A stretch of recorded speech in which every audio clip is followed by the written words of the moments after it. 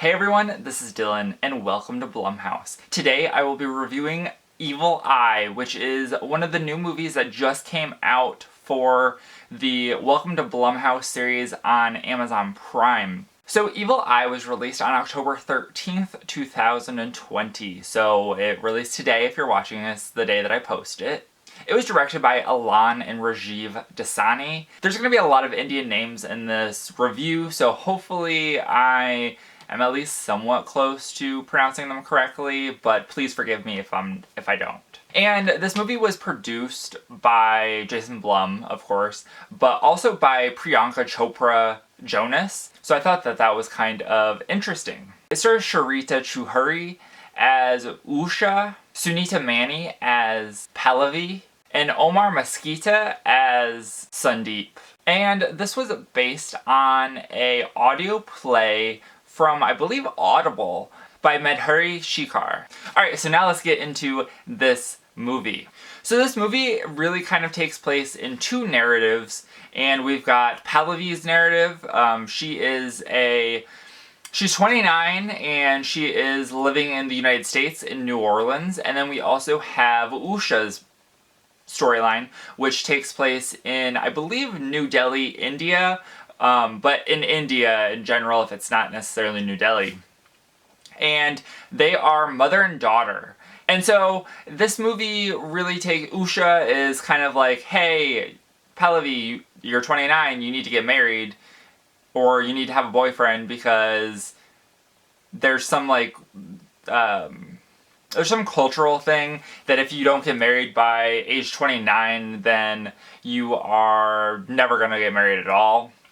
So she's really trying to get her daughter married, and so she's like setting her daughter up on dates with other Indian men, while Pallavi is going to meet this guy. He's like significantly late, like over an hour late to this meeting that her mom set up, and while she's at this coffee shop, she sees another Indian guy, Sandeep.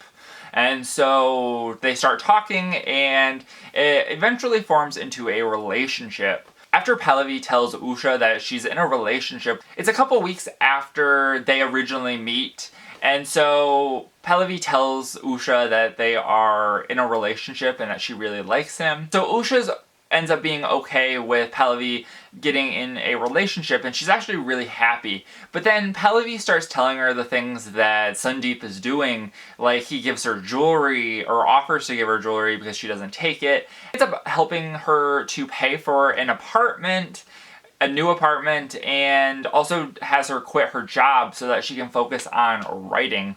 And so Usha's kind of like things are going very fast, and all while this is happening, Usha is getting these flashbacks to a situation where you could tell that there is somebody being abused in a relationship, and we find out that it was Usha before she got married to her current husband. And what happens is Usha starts to believe that Sandeep is this guy from this other relationship, and that he is coming after her through Pallavi, and that's kind of where I'm going to leave this. I think that that's a good ending point. It really comes down to, is Usha going crazy, or is there some truth to what she is saying? Alright, so let's get into the things that I liked about this movie. So I liked that this movie had a diverse cast and a diverse storytelling. Here in the United States, we don't really get a ton of Indian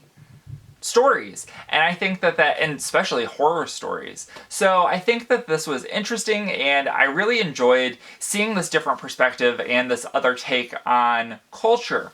I also liked that after watching this movie, this is a movie that I've seen before. It is a story that I've seen before, but I like how they took that story that is so familiar with Western culture and turned it into something where there is this Indian infusion into it, and I think that was pretty interesting. I liked also how they included a lot of Indian elements in this. I don't think it happens so much nowadays, but I know that in Indian culture, there's a big thing on arranged marriages.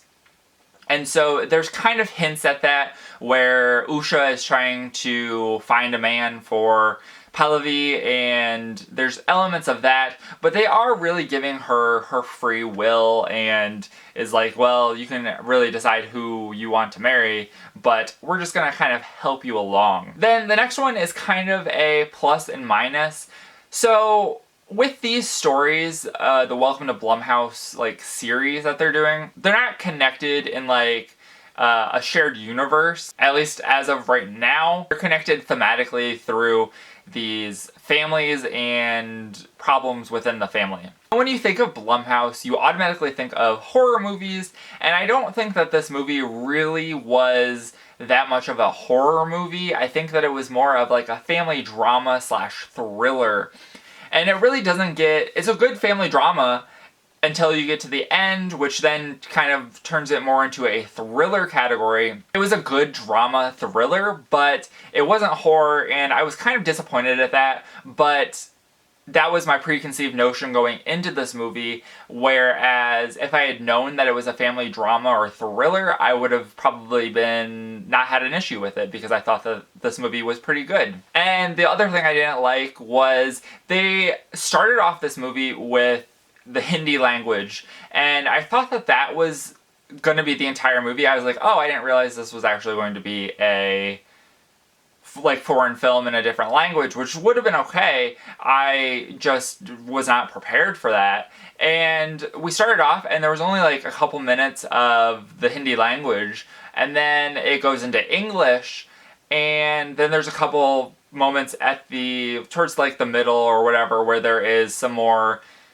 Hindi language. And I really think that this movie, well, it was made for Western audiences, but I don't know why they would have done the Hindi language in those sections, because I know because when in the scenes in India, I don't know why they would be talking in English necessarily. And a lot of the times I had a friend in high school who was from India, and he would always talk Hindi with his parents, but in this movie that didn't happen, so I thought that was a little bit kind of weird. But I think that's it for the likes and dislikes, and since this movie just came out, there's really not any information on what other people thought of this. Overall, I liked it. I would probably watch it again. I think I gave it a 3.5 stars out of 5 on Letterboxd, and I just really thought this movie was pretty decent overall. So that is it for this review. Let me know what you thought of Evil Eye if you've seen it. It is streaming on Amazon Prime. And remember, if you're not already subscribed and you'd like to be, please hit that subscribe button down below and give this video a like if you liked it. Thank you guys for watching, and have a great day. Bye.